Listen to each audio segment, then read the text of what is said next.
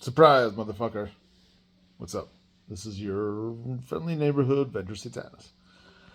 Uh, I was running another playtest session of Encounter Critical 3 slash Chult yesterday. And it was kind of rough.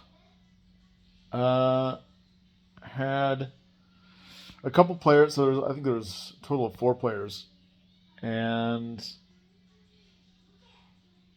one guy was returning, and the other 3 were just kind of like random people I didn't know. And one of them, two of the 4 players were just I don't know, just asshats, I guess. One guy was just like, I want to, like, can I play a tree that's just like floating in the, like waving in the breeze or whatever. And I'm like, I'm all for humor and stuff like that. There were other things too that like struck out at me and made me think like, who is this guy? This guy is just, I don't know. This guy's either a troll or just like not taking it at all seriously. And I said, like, I'm all for humor and joking around and stuff like that, but this is also serious for me. So, this is kind of what I do.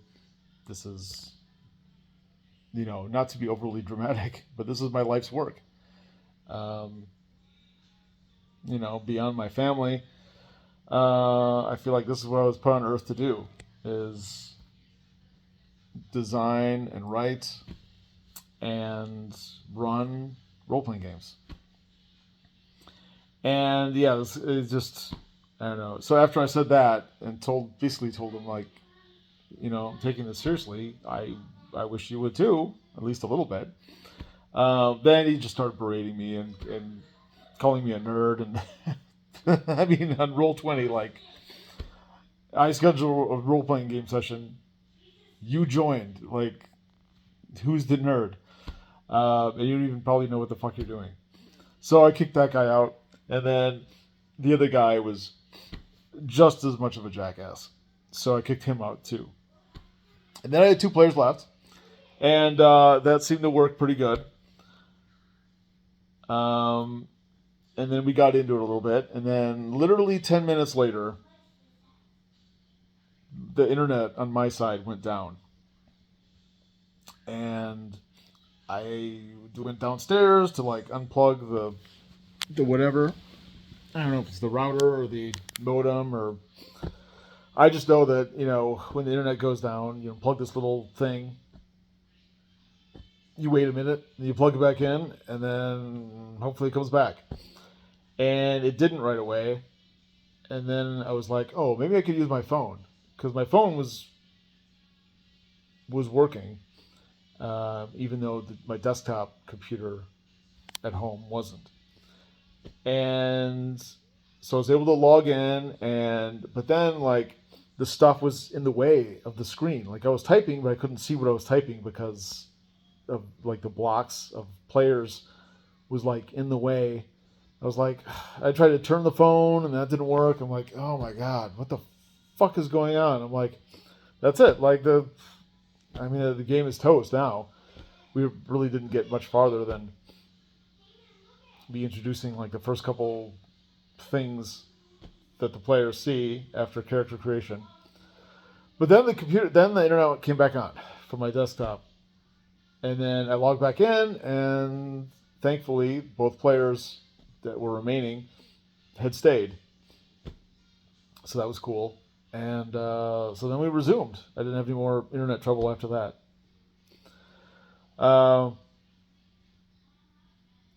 And we got to play, we were able to play test or workshop the Warlock character class. And because I'm introducing a new system of magic, that's definitely one of the things I wanted to try out. And there were a few, like 2 or 3 different spells were cast during our short time playing, and that went well. So I'm pleased so far with how that's going. The other thing I realized, I and I put this in the basically the checklist of things that I wanted to do differently or try out, and hopefully make work for Encounter Critical 3. And that was I kind of had my idea in my head, this idea that I wanted to start each session with like a flashback, but it never really, in both times I tried it, it didn't really come out organically. But what did occur, and I thought worked really well, is that I started both of those sessions with um, social interaction and just basic role playing. And I think that lent itself to a more or encouraging role playing and social interaction throughout the session. I think, since that's what I'm trying to boost up of the three pillars, the social interaction pillar, I think it's not like a momentous, like, oh my god, this is a game changer. But I think it just seems obvious, and yeah, not like a light bulb goes off, like, oh my god, it just seems like a good idea that if you want more role playing and social interaction throughout the session or the campaign or whatever you're doing, start with that. Facilitate that with the basic setup of what's going on that you tell the players, and get the game started. If you start with what you want throughout the session, I think it just makes sense that your odds are better of getting that, like, here and there during the entire session, than if we had started with exploration or combat, or just like setting things up without. Because sometimes I'll set things up if I'm running Child, like the party is just like walking through the desert, and then like something happens, or they come upon something, or someone comes upon them, and then stuff happens. So just because they're together, the players, the adventuring party or whatever, that doesn't really facilitate a lot of social interaction or role playing, like between. Like sometimes that'll happen just because or on accident. Um, I'll see players try to get into character, and they'll like talk in character to like another player as they're walking, towards whatever, or away from whatever.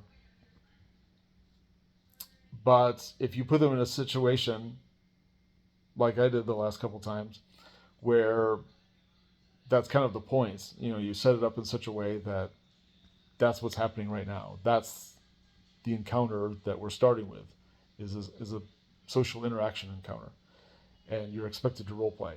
There's other NPCs, and they're talking to you.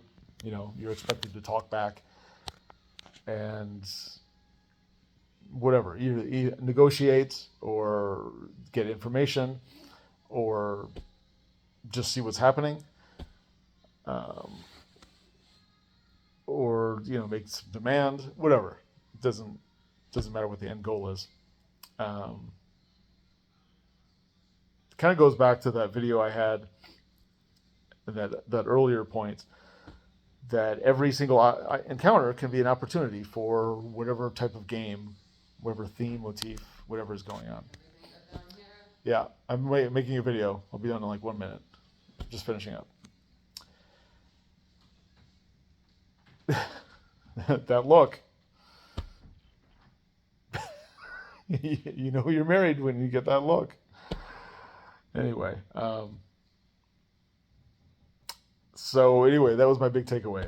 So I'm scrapping that part of my like to-do checklist with the playtests, is that I'm trying to like get this flashback going at the start.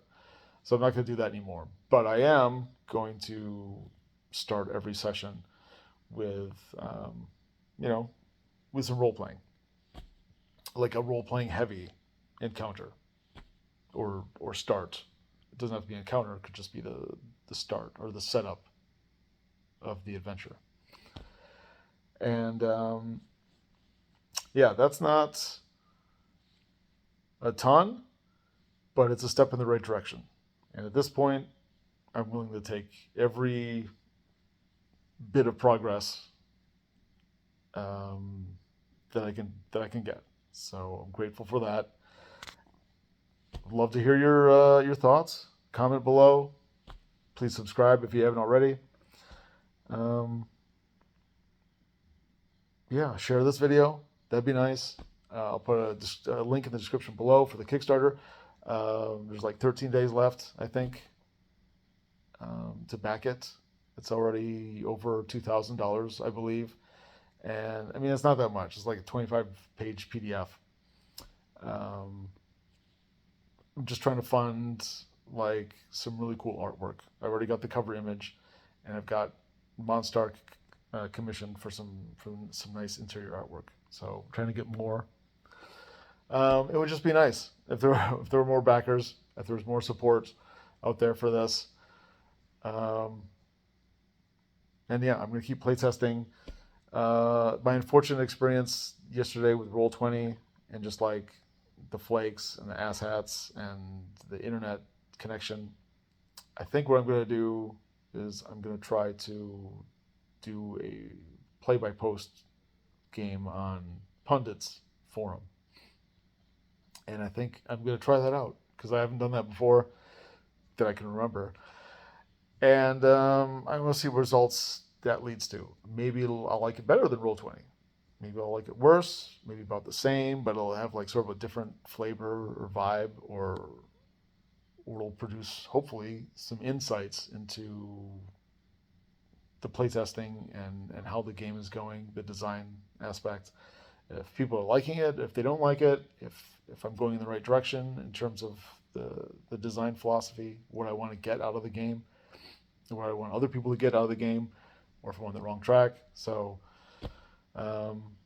yeah, subscribe to me on Subscribestar. Also visit my blog. And then next July in Madison, Wisconsin, we've got VengerCon 2, doing it again. I think that's it. All right. Have a good one.